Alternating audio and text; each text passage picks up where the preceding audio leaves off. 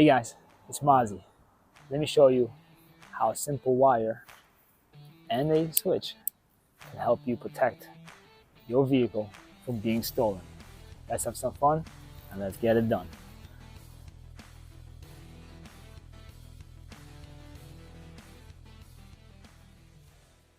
Let's first talk about how vehicles get stolen and what are some things we can do to prevent them from being stolen. I think that the best way to steal a vehicle is using a tow truck. A tow truck comes by, hooks it up, and takes it away. It can be during the day, during the night. Anybody that's looking will think nothing wrong with it, right? Either the vehicle broke down or somebody to make the car payments. One way or another, the vehicle is being towed away. So if the criminal is a little savvy, they can come by any vehicle, look at the VIN number, and get all the information from your VIN number. In the United States, it's federally mandated that all vehicles place their VIN numbers where they can be seen, right here, driver's side, front windshield. They can make a key to your car if they have connections, especially the older ones before the immobilizers, just a regular key. They can do that. Even the newer cars too have keys. So let me show you. Another way they can steal the vehicle is by breaking the glass and getting in, or the more savvy criminals get in through this lock. How they do it, they just pop it off, they take out the lock mechanism, and they're able to finagle and open the lock. Now the car thinks that you're opening the lock with the key. Well, if you don't see a lock, he probably says, oh, I don't have a lock. Every single key fob has a lock.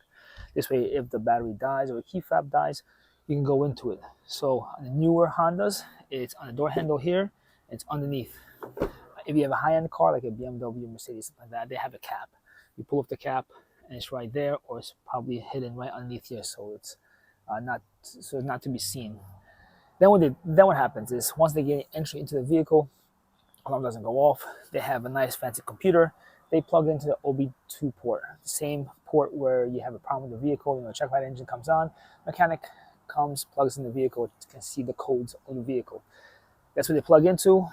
When they plug in there, they can reprogram a new key fob for themselves, and pretty much it's a new key fob for the vehicle.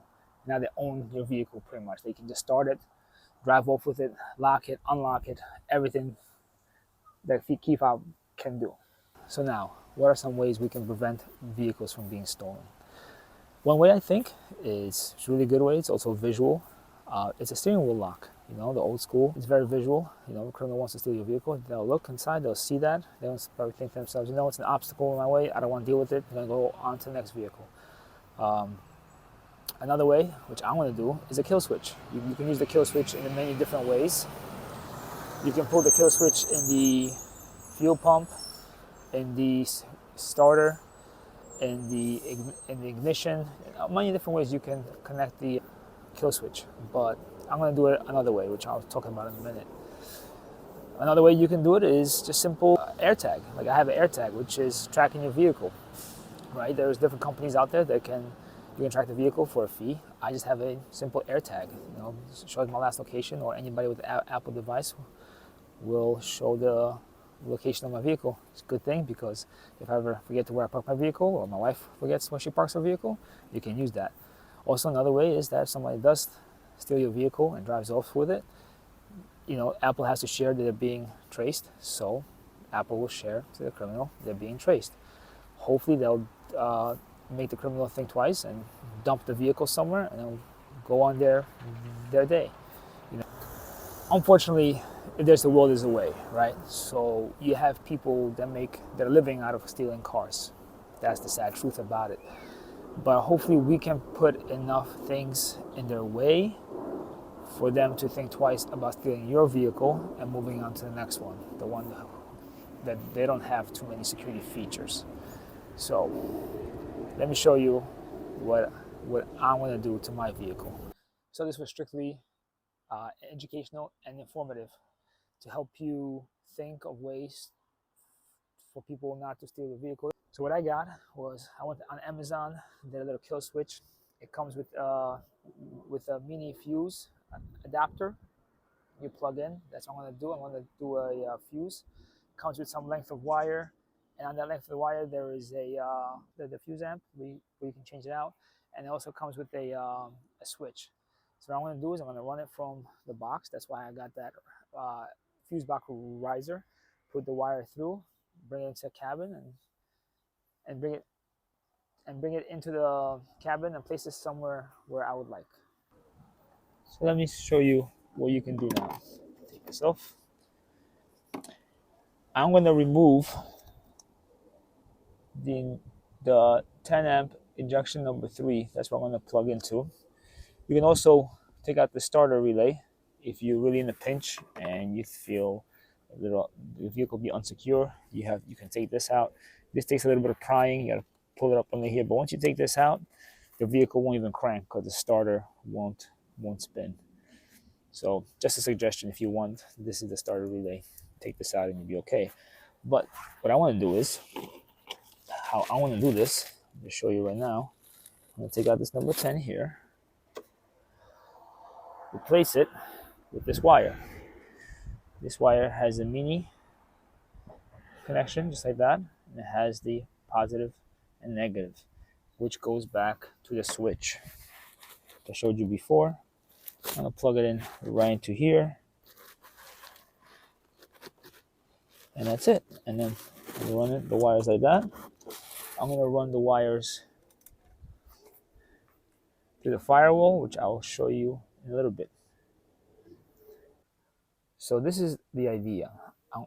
This is temporarily set up how I want to do it, so just to test it out and just to show you what this kill switch does. Right now, it's set up on, so I'm going to just turn on the vehicle, and the vehicle starts up like normally does, right?